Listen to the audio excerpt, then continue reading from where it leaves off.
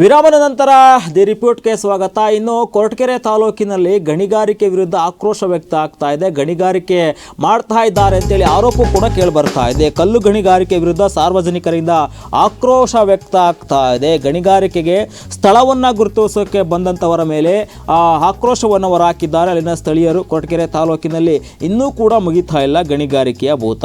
Bochanahalli survey number 47ರಲ್ಲಿ ಗಣಿಗಾರಿಕೆ ನಡೀತಾ ಇದೆ. ಈ ಒಂದು ಗಣಿಗಾರಿಕೆಗೆ ಸಿದ್ಧತೆಯನ್ನು ಮಾಡಿಕೊಳ್ಳಲಾಗ್ತಾ ಇದೆ. ಹಿನ್ನೆಲೆಯಲ್ಲಿ ಅಲ್ಲಿನ ಸಾರ್ವಜನಿಕರು ಈಗ ಆಕ್ರೋಶವನ್ನು ಹೊರಹಾಕ್ತಾ ಇದ್ದಾರೆ. ಕೊರಟಗೆರೆ ತಾಲೂಕಿನ ಬೋಚನಹಳ್ಳಿ ಗ್ರಾಮದಲ್ಲಿ ಗಣಿಗಾರಿಕೆಗೆ ಸಿದ್ಧತೆ ನಡೀತಾ ಇದೆ ಅಂತೇಳಿ ಆರೋಪ ಕೇಳಿ ಬರ್ತಾ ಇದೆ. ಕೊರಟಗೆರೆ ತಾಲೂಕಿನ ಎಲೆರಾಂಪುರ ಗ್ರಾಮ ಪಂಚಾಯಿತಿಯ ಬೋಚನಹಳ್ಳಿ ಗ್ರಾಮ. ಈ ಒಂದು ಗ್ರಾಮದಲ್ಲಿ ಗಣಿಗಾರಿಕೆಗೆ ಸಿದ್ಧತೆ ಮಾಡಿಕೊಳ್ಳಲಾಗ್ತಾ ಇದೆ.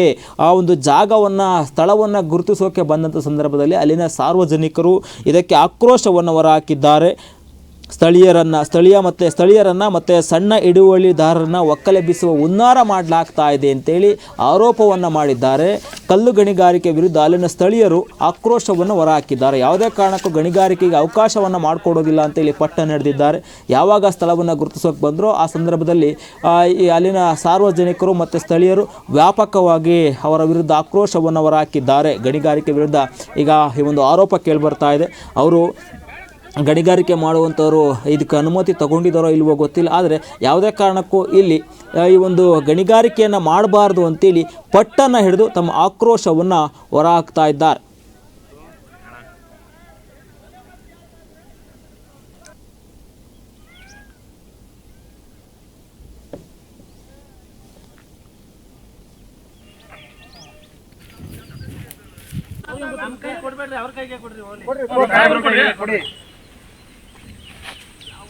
ಕೊಡ್ಬೇಡಿ ನಮ್ಮ ಸಾಹೇಬರು ಕೊಡ್ರಿ ತೋರಿಸಿ ಏನು ಅಂತ ತೋರಿಸಿ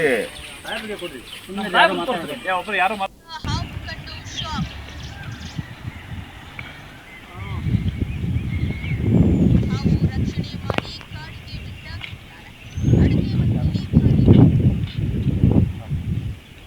ಇಲ್ಲಿ ಏನಾಗಿದೆ ಅಂತ ಇವತ್ತು ಯಾರಿಗೂ ಗೊತ್ತಿಲ್ಲ. ಬಂದು ಬೌಟ್ ಹಾಕಿದ್ದಾರೆ, ಪ್ರೆಷರ್ ಮಾಡೋಕ್ಕೆ ಅಂತ ಬಂದು ತಡ ಹಾಕಿದ್ದು. ಜನಗಳು ಬಂದು ತಡ ಹಾಕಿದ್ರು, ನಾವು ಬಂದಿದ್ದೀವಿ. ಇಲ್ಲಿ ಇವ್ರನ್ನ AC ಬರ್ತಾರೆ ಅಂತ AC ಬರ್ತೀವಿ ಅಂತ ಹೇಳ್ಬಿಟ್ಟು ಕಾಯ್ತಾ ಇದ್ದಾರೆ. AC ಬರೋವರೆಗೂ ಬಿಡೋದು ಬೇಡ ಅಂತೇಳಿ ನಾವು ತಡ ಹಾಕಿದ್ವಿ. ಆದರೂ ಈಗ ನಮ್ಮ ಕೋಲಾರ ಹೋಬಳಿಯ ಸಬ್ ಇನ್ಸ್ಪೆಕ್ಟರ್ಗಳು ಬಂದಿದ್ದಾರೆ. ಅವ್ರು ಬಂದು ಮಾಹಿತಿ ಹೇಳ್ತಾರೆ. ಅವ್ರಿಗೂ ಗೊತ್ತಿಲ್ಲ ಮಾಹಿತಿ. ತಹಸೀಲ್ದಾರ್ ಸಾಹೇಬ್ರಿಗೂ ಮಾಹಿತಿ ಗೊತ್ತಿಲ್ಲ.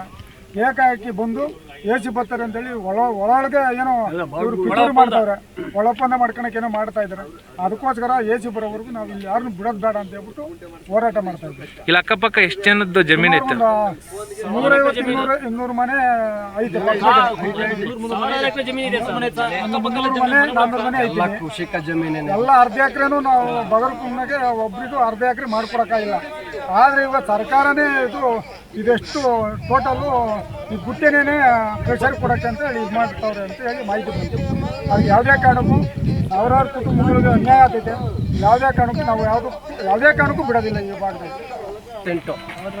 ಇವೆರಡು ಸರ್ವೆ ನಂಬರ್ನ ಅಕ್ವೈರ್ ಮಾಡ್ಕೊಳಕ್ಕೆ ಬಂದಿದ್ದಾರೆ ಕ್ವಾರೆಗೆ. ಇದರಿಂದ ಇಲ್ಲಿ ಸುಮಾರು ಒಂದು 100-150-200 ಮನೆ ರೈತರಿದ್ದಾರೆ. ಅವರಿಗೆ ಉಳುಮೆ ಮಾಡೋಕ್ಕೆ ಬರೀ ಒಂದು ಅರ್ಧ ಎಕರೆ, ಒಂದೊಂದು ಎಕರೆ ಜಮೀನಿದೆ ಅಣ್ಣತಮ್ಮದಿರೆಲ್ಲ ಭಾಗ ಹಾಕಿ. ಆದ್ದರಿಂದ ಇಲ್ಲಿ ಪ್ರೆಷರ್ ಮಾಡೋಕ್ಕೆ ಯಾವುದೇ ರೀತಿಯಾಗಿ ಅನುಕೂಲ ಮಾಡಿಕೊಡಲ್ಲ. ಯಾಕೆ ಮನೆಗಳು ಸುಮಾರು 150 ಮೀಟ್ರಿಂದ 100 ಮೀಟ್ರ್ ಒಳಗಿದ್ದಾವೆ. ಸುಮಾರು ಒಂದು 40-50 ಮನೆ ಬೋರ್ವೆಲ್ಗಳಿದ್ದಾವೆ. ಬರೀ ಕೃಷಿಕ ಜಮೀನು ಆದ್ದರಿಂದ ಯಾವುದೇ ಕಾರಣಕ್ಕೂ ಇಲ್ಲಿ ನಾವು ಕೋರೆ ಮಾಡೋಕ್ಕೆ